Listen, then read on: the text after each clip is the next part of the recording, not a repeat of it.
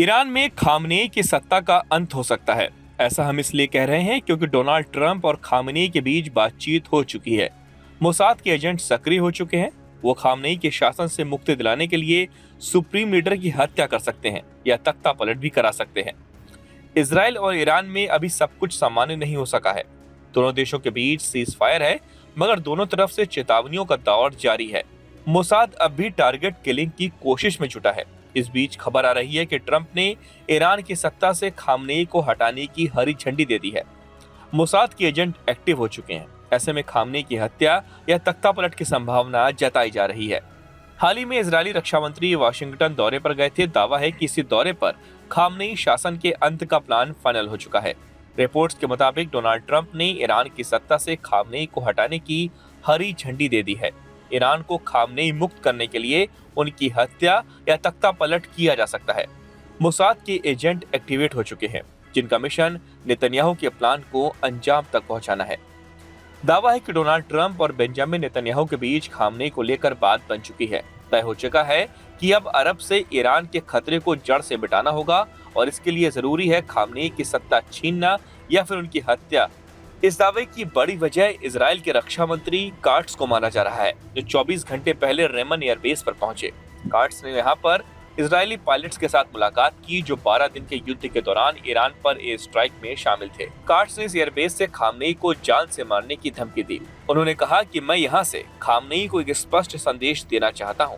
अगर वो इजराइल को धमकी देना जारी रखते हैं तो हमारे लंबे हाथ फिर तेहरान तक पहुंचेंगे, वो भी पहले से ज्यादा ताकत के साथ।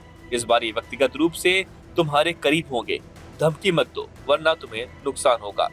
20 जुलाई को इजराइल काट्स अपने वाशिंगटन दौरे से लौटे हैं, जहां उनकी अमेरिकी रक्षा मंत्री पीट हेग्सेथ से मुलाकात हुई। इसी दौरान मोसाद चीफ भी वाशिंगटन दौरे पर थे, जहां उनकी ट्रंप के विशेष दूत स्टीव विटकॉफ से सीक्रेट मुलाकात हुई। इस दौरे से वापस लौटकर खामनेई को धमकी देना अमेरिका और इजराइल के बीच हुई सीक्रेट डील की तरफ इशारा करता है। माना जा रहा है कि इन्हीं मुलाकातों के दौरान ईरान से खामनेई को उखाड़ फेंकने पर सहमति बन चुकी है, जिसके लिए 2 विकल्पों पर सहमति बनी है। इनमें पहला खामनेई की हत्या और दूसरा तख्ता पलट है।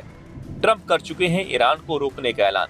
एक तरफ इजरायली रक्षा मंत्री खामनेई को धमकी दे रहे हैं, तो वहीं दूसरी तरफ डोनाल्ड ट्रंप ने एक बार फिर साफ कर दिया है कि वो ईरान को न्यूक्लियर शक्ति किसी भी कीमत पर हासिल नहीं करने देंगे। ईरान ने अपने शब्दों का बेहद खराब तरह से इस्तेमाल किया है, लेकिन ईरान को अच्छे कारणों से बहुत बुरी तरह पीटा गया। हम उनके पास परमाणु हथियार होने का जोखिम नहीं उठा सकते। अब तक इजराइल और खामनेई के बीच ट्रंप दीवार की तरह खड़े थे, जिससे ईरानी सुप्रीम लीडर सुरक्षित थे। दावा है कि इजराइल ने 12 दिन के युद्ध के दौरान ही खामनेई की हत्या का प्लान तैयार कर लिया था, लेकिन इजराइल ने सीधा खामनेई पर हमला नहीं किया, जिसकी वजह डोनाल्ड ट्रंप ही थे। बड़े हमले की तैयारी में था इजराइल। वॉशिंगटन पोस्ट की एक रिपोर्ट के मुताबिक 23 जून को ट्रंप ने युद्ध विराम की घोषणा की थी। उस वक्त इजराइल ईरान के टॉप लीडर पर बड़े हमले की तैयारी में थे, ताकि ईरानी शासन को हमेशा के लिए खत्म किया जा सके। ये इजराइल के हमलों का आखिरी चरण होता और इसे ट्रंप के हस्तक्षेप के बाद रोका गया। युद्ध के दौरान इजराइल के टारगेट पर ईरान के सभी टॉप लीडर थे। हाल ही में एक इंटरव्यू के दौरान ईरानी विदेश मंत्री इस बात की पुष्टि कर चुके हैं कि युद्ध के बीच उनकी भी हत्या की कोशिश हुई थी।